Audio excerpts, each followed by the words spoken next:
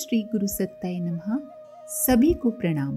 पिछले वीडियो में हमने सुना, जो व्यक्ति निरंतर भगवान को भजते हैं, भगवान को भजने का अर्थ ये नहीं है कि दिन रात बैठकर भजन करना, बल्कि इसका अर्थ ये है कि जो मनुष्य निष्काम भाव से प्राणी मात्र की सेवा में लगे रहते हैं, ईश्वर उनको बुद्धि योग प्रदान करते हैं।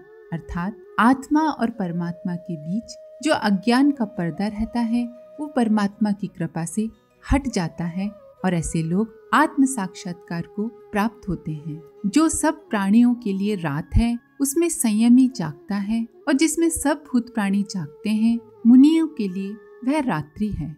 अर्थात कामनाओं से ग्रस्त मनुष्य दिन रात विषय वासना के पीछे भागता है। ये संसार उसके लिए सब कुछ है, उसी में वो जागता है।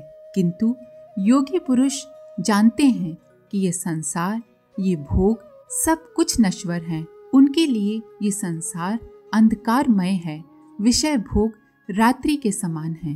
भोगी मनुष्य ईश्वर से विमुख रहता है, इस बारे में कभी सोचता नहीं। अज्ञान की रात्रि उसे घेरी रहती है। किंतु योगी, जिसने समझ लिया है कि ईश्वर के सिवाय कुछ सत्य नहीं है, वो भोगी मनुष्य के लिए जो रात्रि है, अर्थात भोगी मनुष्य अपने कल्याण की तरफ से बेखबर है, उसमें योगी जागता है, अर्थात संसार की निस्सारता को समझता है। आइए इसी क्रम को आगे बढ़ाते हैं। ऋषियों की परंपरा ज्ञान साधना की रही है। आज हमारे सामने ज्ञान का जो अथाह भंडार सुरक्षित है वो उन्हीं की देन है। व्यास, वशिष्ठ, भरद्वाज, गौतम, कपिल, जैमिनी, पतंजलि आदि ऋषियों ने न केवल ज्ञान की साधना और खोज की, वरन सीमित सादा जीवन बिताकर ज्ञान के प्रसार के लिए भी कार्य किया। महर्षि चरक, सुश्रुत ने आयुर्वेद के क्षेत्र में बहुत सी खोज और अनुसंधान करके मानव समाज को रोग मुक्त एवं स्वस्थ बनाने की दिशा में बहुत बड़ा काम किया। देवर्षि नारद स्वयं न केवल एक भक्त और ज्ञानी व्यक्ति ही थे, वरन उनका ज्ञान प्रचार और लोगों को सत्प्रेरणाएं देने का काम और भी महत्वपूर्ण था। वे सदैव कीर्तन भजन गाते हुए लोगों में सद्विचार और सद्ज्ञान का प्रचार करते रहे।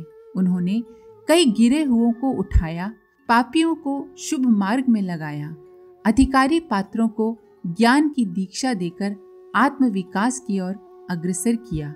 महर्षि कणाद के बारे में प्रसिद्ध है कि वे खेतों में उपेक्षित छोड़ दिए जाने वाले अन्न के दानों को बीनकर उनसे अपने परिवार का जीवन निर्वाह करते थे और अपना अधिकांश समय ज्ञान साधना में लगाते थे।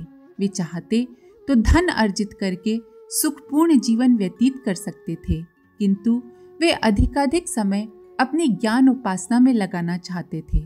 स्वयं ज्ञानवान बनना और दूसरों को ज्ञानवान बनाना उन्हें संसार में सर्वश्रेष्ठ सत्कार्य प्रतीत हुआ। इसीलिए जीवन की आवश्यकताओं को कम महत्व देकर महर्षि कणाद ने संसार को ज्ञान का एक बहुत बड़ा कोष प्रदान किया। इसी तरह महर्षि पीपल वृक्ष के छोटे छोटे फलों से जीवन निर्वाह करते थे। उन्होंने अमूल्य मानव जीवन को केवल जीवन निर्वाह के लिए ही लगाना श्रेयस्कर न समझा। उनके सामने ज्ञान साधना का महत्वपूर्ण कार्यक्रम था, जिसके लिए उक्त मार्ग अपनाया। शुकदेव जन्म से ही ज्ञान की खोज में निकल गए थे। वे सांसारिक प्रलोभनों में नहीं आए और जीवन उद्देश्य की पूर्ति में नितांत आवश्यक आत्मज्ञान की खोज में जुटे रहे। आजीवन त्यागी, अपरिग्रही रहकर शुकदेव जी ने ज्ञान की साधना की।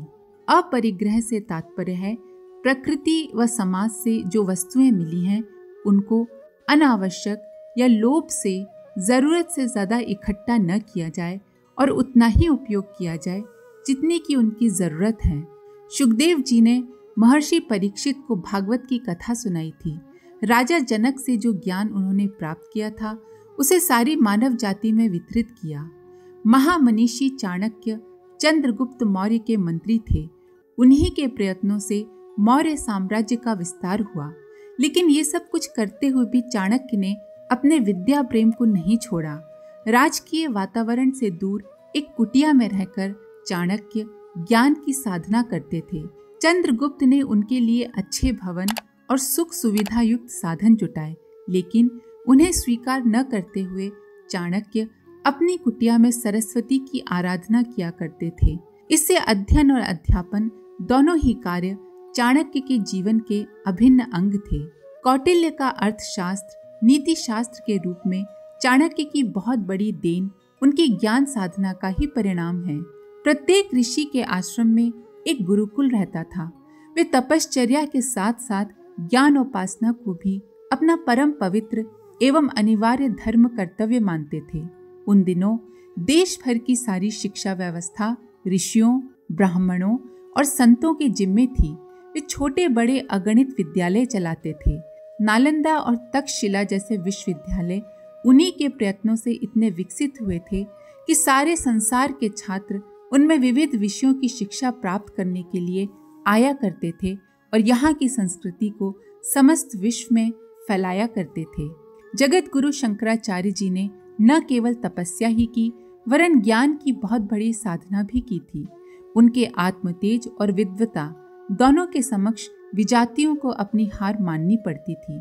उनके शास्त्रार्थ से पता चलता है कि वे कितने विद्वान थे।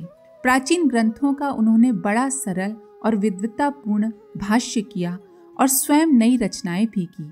बहुत छोटी उम्र में ही उन्होंने समस्त शास्त्रों का अध्ययन पूर्ण कर लिया था। गोस्वामी तुलसीदास जी द्वारा रचित रामचरितमानस विश्व प्रसिद्ध ग्रंथ है, जो नीति, धर्म, जीवन शास्त्र की महत्वपूर्ण शिक्षाओं से भरा हुआ है। संत कबीर, नानक, सूर, मीरा आदि के पदों में जीवन शिक्षा का बहुत बड़ा सार भरा हुआ है। संत तुलसीदास ने तो घर से निकलने के बाद स्वयं को बहुत समय तक अध्ययन, चिंतन, मनन में लगाया था। सूरदास ने भक्ति भावना से सूखे और नीरस हृदयों को सरस बनाने के लिए सूर सागर की रचना की। उनके पदों का भक्ति साहित्य में बड़ा स्थान है। संत एकनाथ, संत ज्ञानेश्वर, चैतन्य महाप्रभु, समर्थ गुरु रामदास आदि न केवल संत और साधु ही थे वरन परम ज्ञानी, विचारक और विद्वान भी थे। संत एकनाथ ने भागवत की अभूतपूर्व टीका की है। ज्ञानेश्वर की ज्ञानेश्वरी गीता और तुकाराम के अभंग प्रसिद्ध हैं। चैतन्य महाप्रभु न्याय धर्म के प्रकांड विद्वान थे। समर्थ गुरु रामदास का दास बोध आज भी महाराष्ट्र में आदर की दृष्टि से देखा जाता है। इन संतों ने भक्ति के प्रसार के साथ साथ ज्ञान का भी बहुत प्रसार किया। आइए सुनते हैं कुछ प्रेरक प्रसंग। विद्या प्राप्ति के लिए कई बार सुविधाएं नहीं होती, साधनों की कमी रहती है तथा शारीरिक मानसिक परिस्थितियां बाधा उपस्थित करती हैं।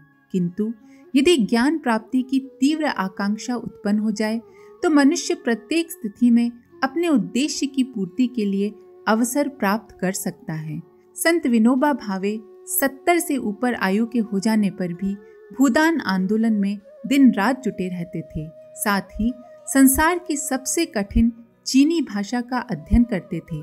वे अपने व्यस्त कार्यक्रम के बीच भी संसार की 10 प्रमुख भाषाएं अच्छी तरह पढ़ चुके थे और आगे भी बहुत कुछ पढ़ने के लिए प्रयत्नशील थे। वो देव का मन पढ़ने में नहीं लगता था। उनकी स्मरण शक्ति अच्छी नहीं थी। उन्हें पाठशाला में अध्यापकों और सहपाठियों का उपहास सहना पड़ता था। घर पर इसी कारण प्रताड़ना मिलती थी। बच्चा निराश हो चला। उसने सोचा, पढ़ने से क्या लाभ, कोई दूसरा काम करेंगे। वो देव पाठशाला छोड़कर निकल पड़े। इधर उधर भटकते भटकते बहुत दिन हो गए। एक दिन वो गांव के निकट कुएं के किनारे बैठे अपनी समस्या पर विचार करने लगे और उसका समाधान ढूंढने लगे। सोचते समय उनकी निगाह सामने वाले पत्थर पर गई। पानी खींचते समय रस्सी की जो घिसट पड़ती थी उससे पत्थर पर गहरी लकीरें बन गई थीं। वो देव सोचने लगे कि इतना कठोर पत्थर यदि कोमल रस्सी की बार बार रगड़ पड़ने पर घिस सकता है तो मेरी मोटी बुद्धि निरंतर प्रयत्न और अभ्यास करने से विद्या अध्ययन के योग्य क्यों नहीं बन सकती। बालक ने अपना साहस बटोरा और पुनः पाठशाला जा पहुंचा। अब की बार उसने पूरे मन और दुगने परिश्रम से पढ़ना आरंभ कर दिया। प्रयत्न ने प्रकृति पर विजय प्राप्त कर ली। मंद बुद्धि छात्र मेधावी स्नातक बनकर निकला। व्याकरण शास्त्र का वो उद्भट विद्वान हुआ। उसने लघु सिद्धांत कौमुदी नामक ग्रंथ की रचना की। आरंभ में वो महामंद बुद्धि थे।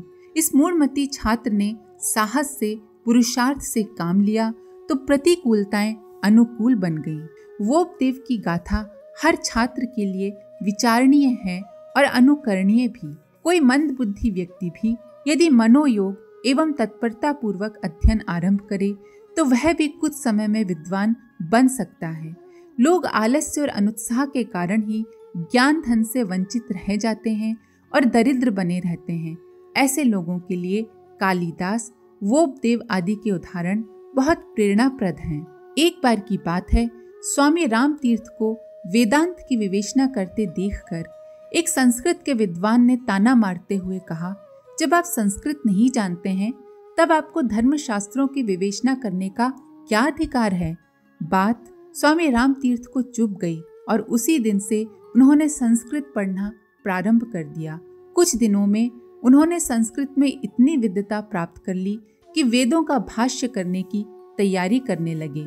संन्यास के पूर्व माता की आज्ञा प्राप्त करने के लिए जगत गुरु शंकराचार्य ने बड़ी अनुनय विनय की, पर मां ने एक न सुनी। बड़े उद्देश्यों की पूर्ति के लिए ममता का त्याग आवश्यक है, अतः अब उन्हें एक दूसरा उपाय सूझा। एक दिन वे नदी में स्नान कर रहे थे। किनारे माता बैठी पुत्र को स्नान करते देख रही थी। शंकराचार्य जल में कूदकर चिल्लाने लगे, कोई मुझे बचाओ, मगर ने पकड़ लिया है। माँ इससे घबरा उठी। कोई भी पास जाने को तैयार नहीं था। जगत गुरु ने माता को पुकारा, माँ मुझे बचाना चाहती है तो मुझे शंकर को सौंप दे, वही मेरी रक्षा कर सकते हैं। मरने से तो बेटे का सन्यासी होना अच्छा है। ये सोचकर माता ने बेटे को शंकर को भेंट कर दिया। शंकराचार्य धीरे धीरे बाहर निकल आए। अब उनके आगे कोई बाधा न थी। संसार के कल्याण को शंकराचार्य ने माता के मोह की अपेक्षा अधिक महत्वपूर्ण समझा और भारत के कोने कोने में घूमकर उन्होंने सद्ज्ञान की अलख जगाई।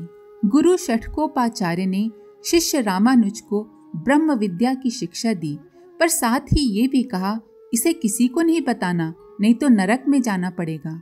अगले दिन से रामानुज विद्या का सार्वजनिक प्रचार करने लगे। उन्होंने कहा, यदि इस ज्ञान को प्राप्त कर सब लोग अपना कल्याण पथ प्रशस्त करते हैं तो बताने का पाप करके नरक में जाने का मुझे तनिक भी भय नहीं। षटकोपाचार्य ने जब रामानुज की उदार भावनाओं का विवरण सुना तो वे गुस्सा नहीं वरन प्रसन्न ही हुए। उस समय जब गोपाल कृष्ण गोखले ने बीए की परीक्षा उच्च श्रेणी में उत्तीर्ण की, देश में शिक्षा का बड़ा अभाव था। फिर भी इतनी ऊंची शिक्षा प्राप्त किसी भी युवक के लिए बड़े से बड़ा सरकारी ओहदा मिल सकना कोई कठिन बात नहीं थी। जीवन में आर्थिक उन्नति का अवसर होने पर भी गोपाल कृष्ण गोखले उसके प्रलोभन में नहीं फंसे। उन्होंने अपनी शिक्षा का उद्देश्य जनहित माना, अतः जहां वे ऊंचे सरकारी पद पर पहुंचकर हजारों रुपए वेतन और बहुत सा सम्मान प्राप्त कर सकते थे, वहां उन्होंने देश की अशिक्षा दूर करने के मंतव्य से दक्षिणी शिक्षा समिति की आजीवन सदस्यता स्वीकार की। ये समिति अपने कार्यकर्ताओं को केवल 35 रुपए मासिक भत्ता दिया करती थी। गोखले उन 35 रुपए में अपना और परिवार का निर्वाह करते हुए समिति के फर्ग्यूसन कॉलेज में राजनीति, अर्थशास्त्र और इतिहास पढ़ाया करते थे। बाद में लोकमान्य तिलक के त्यागपत्र दे देने पर उन्हें गणित भी पढ़ानी पड़ी थी। अभावों के बीच रहते हुए श्री स्वामी राम तीर्थ ने एमए की परीक्षा प्रथम श्रेणी में उत्तीर्ण की। उनकी प्रतिभा देखकर कॉलेज के प्रिंसिपल ने आईसीएस में जाने के लिए परामर्श और सिफारिश कर देने का वचन दिया। उस वक्त का आईसीएस आज के आईएएस जैसा था। स्वामी राम ने उस समय की उच्चतम सरकारी नौकरी का प्रलोभन ठुकराते हुए कहा, इस कठिनाई से प्राप्त की हुई विद्या को मैं कौड़ी के मोल नहीं बेचना चाहता। इसका उपयोग तो मानव जाति की सेवा के लिए करूंगा। ज्ञान दान का प्रतिफल धन के रूप में ग्रहण नहीं करना चाहिए। निस्वार्थ शिक्षण का ही प्रभाव जनमानस पर पड़ता है। यह शास्त्र वचन गरीब पद्मनाभ ने सुनकर विचार किया और विचार करके उसे कार्यान्वित करने की ठानी। पद्मनाभ कथा कहते थे। कथा में जो धन चढ़ाया जाता था उसी से अपनी गुजर करते, पर जब उनके अंतःकरण ने ये मान लिया कि ज्ञान दान का प्रतिफल स्वीकार नहीं करना चाहिए, तो उन्हें एक सच्चे विचारक की तरह उस लक्ष्य को कोई रूप में लाना ही था। उन्होंने आजीवन हरि कथा कहकर जनमानस में भक्ति भावना जागृत करने का अपना क्रम यथावत जारी रखा, पर अपने गुजारे के लिए लकड़ी काटकर बेचने का धंधा अपना लिया। जन जागरण का महान प्रयोजन ज्ञान साधना से ही संभव होता है और उसी के आधार पर कोई व्यक्ति या राष्ट्र सुविकसित होता है। आज के लिए इतना ही। आप सभी का धन्यवाद। ओम शांति।